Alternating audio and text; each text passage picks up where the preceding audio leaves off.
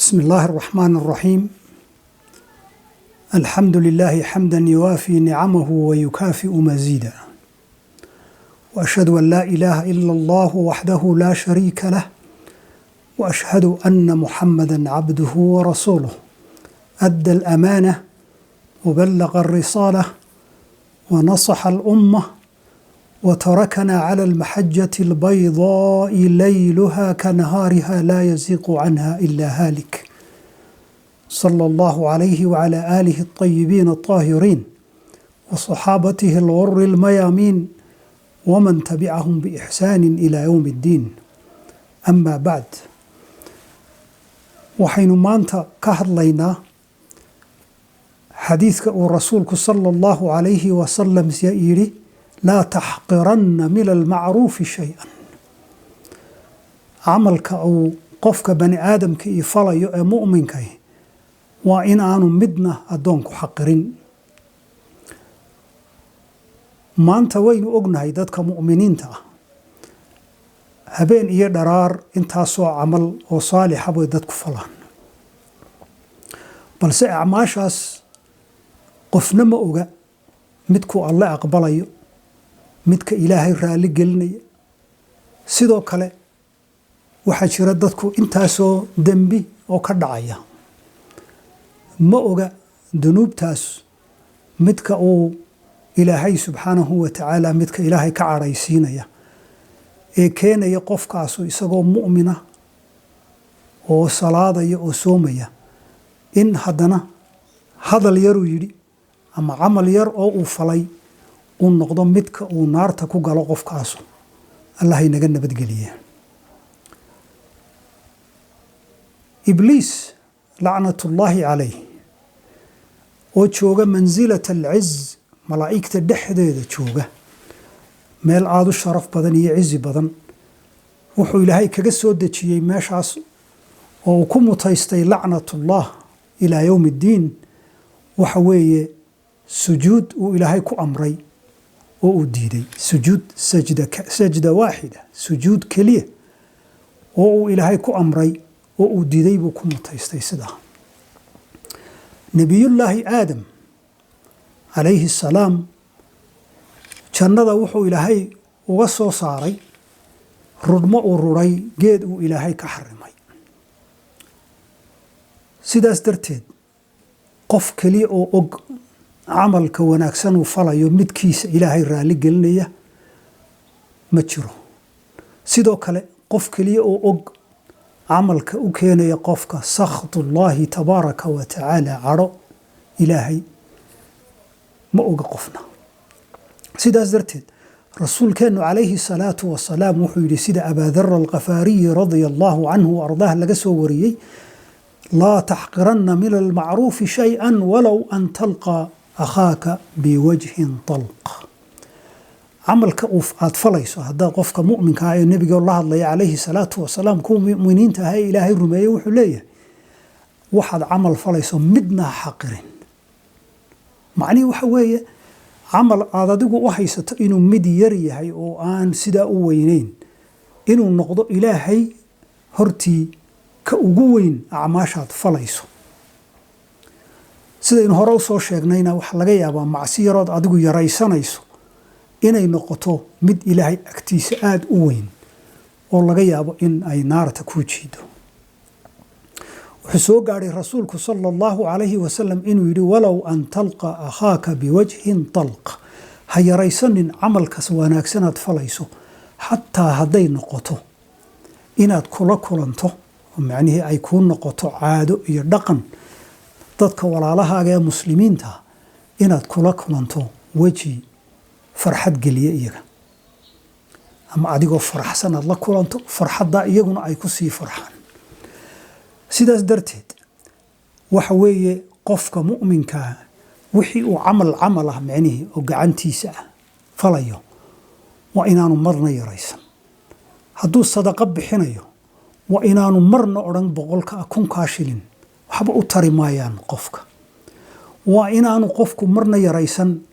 nasiixada uu dadka siinayo ama talada uu la talinayo, hoggaanka uu hoggaaminayo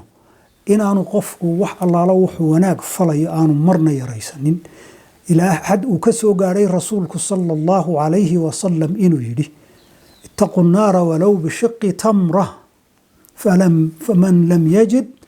fabikalimatin tayiba naarta iskaga riixa isaga dhiga gaashaan ahaan isaga dhiga naarta xataa hadday noqoto timir jeexeed macnihii yaraan intuu ka qabo camalkaas waxa weeye kiisaa yar mararka qaarkood innaga inala ah mid yar ayaa laga yaabaa ilaahay agtiisa inuu noqdo camal aada u weyn qofkii waaye wuxuu sadaqad ku bixiyo maalan oo timirta jeexeeda ah wuxuu ihi nebigu sala allahu calayhi wasalam fabikalimatin tayiba naarta isaga dhig oo macnihii xijaab ha kuu noqoto hadal wanaagsan kelmad wanaagsan oo aad dadka la dhex marto sidaas darteed camalka waa inaynaan yaraysanin si kasta uu maxay ahayd innaga inoola egyahay inuu yar yahay mararka qaarkood camalku isagoo yar oo aan waxba inala ahayn innaga haddii ay niya saalixa la kulanto weliba waxa weeye waa acmaasha ilaahay subxaanahu wa tacaala sida ugu dhaqsaha badan u raaligeliya waxaynu ognahay gabadh dumarka jidhkooda ka ganacsada ah in la inoo sheegay rasuulku inoo sheegay calayhi salaatu wasalaam oo gabadhaasu ay haraadan oo ay waraabisay ay jannada ilaahay ku heshay subxaanahu wa tacaala sidaas darteed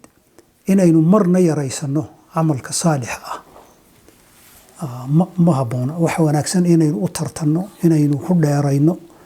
oo camal kasta oo aynu aragno si kasta ha u yaraadee inaynu maxay ahayd ku dadaalno waxaa gabadh ninbaa mar boqor ahaa ayaa wuxuu damcay inuu masjid dhiso loo bixiyo masjid boqor hebel markaa dadkiisiibuu isugu yeedhay wuxuu ku yidhi qof keliya oo masjidkaa wax ku darsada maal iyo xoog iyo muruq midna ma jiro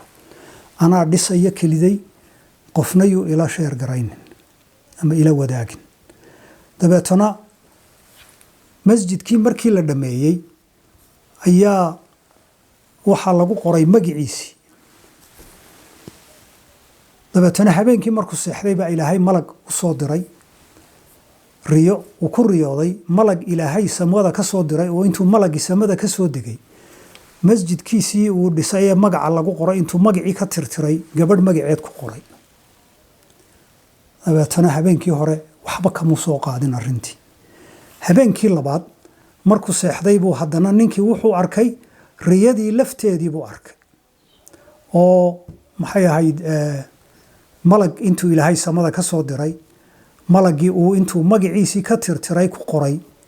magac gabadh maalin habeenkaa wuu cadhooday deetana subaxdii dambe ayuu u diray raggiisii ama dadkii u shaqaynaya wuxuu yidhi soo eega masjidkii magacaygii miyaa laga tirtiray way ku soo noqdeenoo waxay yidhaaheen mee magacaagii sidiisii buu ugu yaallaa cid taabatay ma jirto habeenkii saddexaad buu seexday riyadii lafteedii buu arkay malagii oo soo degay magaciisii ka tirtiray gabadhii magaceedii ku qoray balse habeenkaa magacii buu xafiday dabeetana subaxdii intuu dadkii u yeedhay buu yidhi soo eega masjidkii bal in laga tirtiray waxay yidhaheen magacii sidii buu weli ugu yaallaa dabeetana dadkiisii wuxuu u diruu yidhi gabadhaa heblo la yidhaaho ii keena gabadhii baa la keenay iyadoo kurbanaysa oo baqanaysa wuxuu yidhi masjidkii aan idhi dadka cidina yaanay waxba igu darsanin miyaad wax ku darsatay waxay tidhi yaa miskiinadaas islaan gabowday weeye oo faqiirad ah oo itaal daran waad aragtaabay tidhi xaalkayga maxaan ku darsan karaa maal malihi xoog malihi adiguna waxaa tidhi maal iyo xoog midna iyo cidi ku darsan ilaahay buu ku dhaariyey oo wuxuu yidhi ilaah baan kugu dhaariyey masjidkaa maxaad gashatay way fikirtoo waxay xasuusatay arrin ay samaysay oo laakiin iyada markaa aan qiimo la lahayn waxay tidhi wax kala garan maayee markii masjidka la dhisayey awrtii qalabka lagu dhisayey lagu soo raray oo mid ka mida tiir lagu xidhay oo tiigsanaya weel biyo ku jiraan laakiin xarigii lagu xidhay uu gaari waayay weelkii biyaha ayaan weelkii u durkiyey bay tiri si uu biyaha uga cabo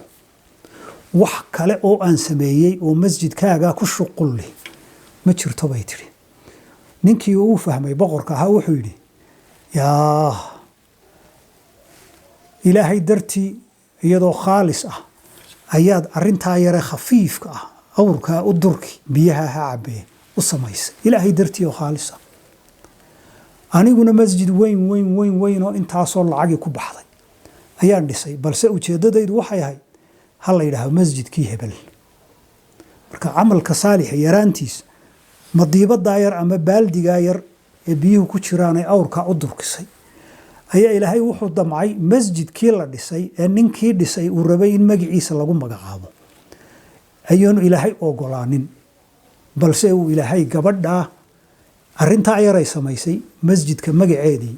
ugu magacaabay ninkii boqorkaa wuxuu yidhi magacayga ka tirtira uu magaceeda ku qoro waxyaabaha runtii bani aadamka gaadhsiiya darajooyin aada u sarreeya xagga ilaahay mararka qaarkood waxay noqdaan kuwo yaryar oo inaga xaggeenna basiid ah aada u fudud waxaa jirtay nin la yidhaahdo abijadcaan oo dadkii beri hore noolaan jiray ahaa ninkaasu wuxuu la jaar ahaa reer faqiira oo ciyaal aada u badan leh isaguna nin geel badan leh buu ahaa dabeetana nin ilaahay ka cabsanayuu ahaa wuxuu yidhi reerkan jaarkaaga ah ee gaajoonaya hadhiyo habeen sadaqo sii wuxuu ku sadaqaystay hash geeliisa oo dhan hashii ugu caanaha badnayd ayuu yidhi ninkii jaarkiisa ahaa adigii ciyaalku hashaa maasha dabeetana reerkii hashoodii bay maasheen alxamdulilaah gaajadii way ka baxeen markii ay jiilaal noqotay waa inay hashii u raadiyaan caws iyo biyo ninkii abijadcaan agtiisii bay ka guureenoo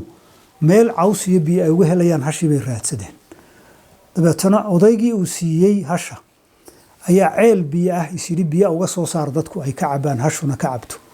ceelkiibuu ku dhacay wuu ku siibtay markaa isagoon biyo ka soo saarin 3 inan oo markaa u dhalay baa la socday way sugeen 3 cisho markay kor taagnaayeen waana ceelashan dee saxraha oo biyahoodu aada u dheer yihiin oo godad af waaweynna leh 3 cisho markay sugayeen bay ka quusteen kabacdi intay reerkoodii ku laabteen ayay xoolihii qaybsadeen mid ka mid ah ayaa markaa wuxuu yidhi war hashii xoolahoo dhan ugu caanaha badnayd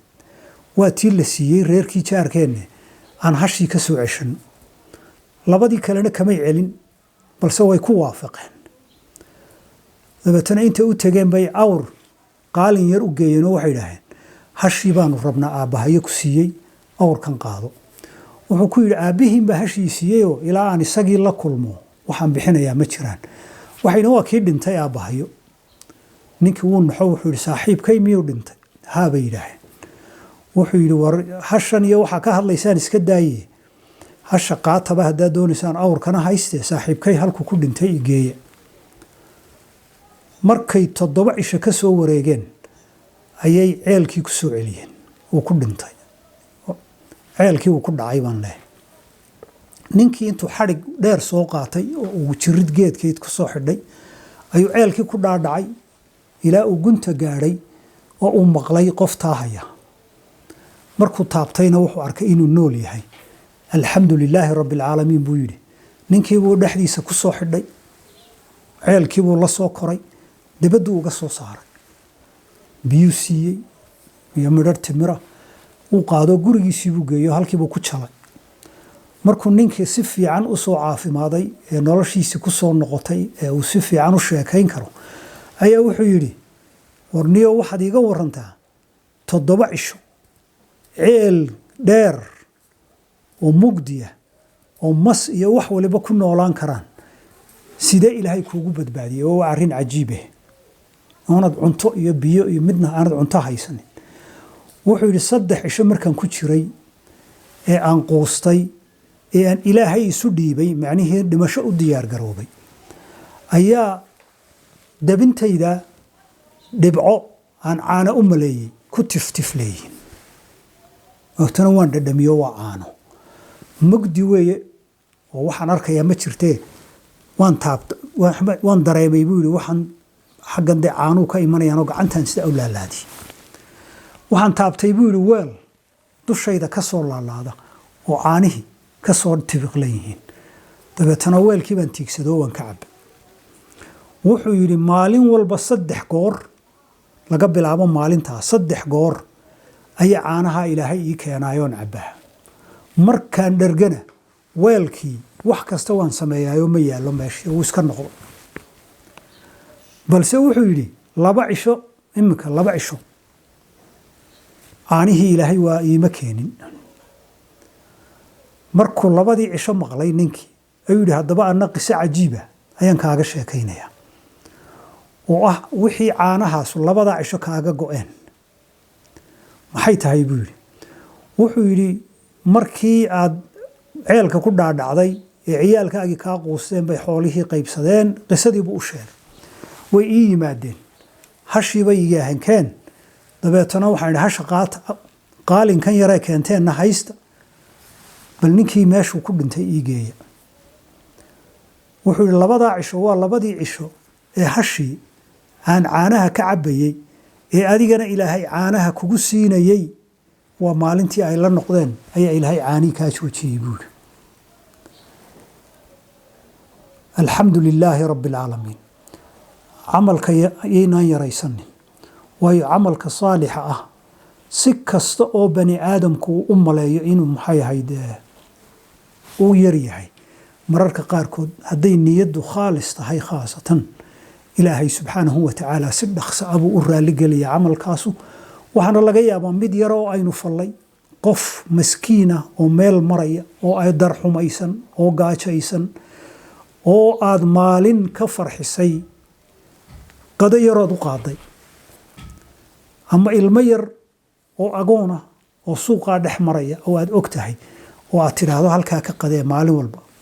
hal mar maalintii qadee subxaan allah waxa weeye acmaasha maxay ahayd ilaahay lagaga kasbado darajooyin aynaan maanta malayn karin allah inaga yeelo kuwii aan xaqirin camalkooda saalixa ah bal mid walba mid weyn iyo mid yarba kuwii ku dheereeya ee u tartama ee inaan cidi uga horeynin ku dadaala ilaahay inaga yeelo wassalaamu calaykum waraxmat ullah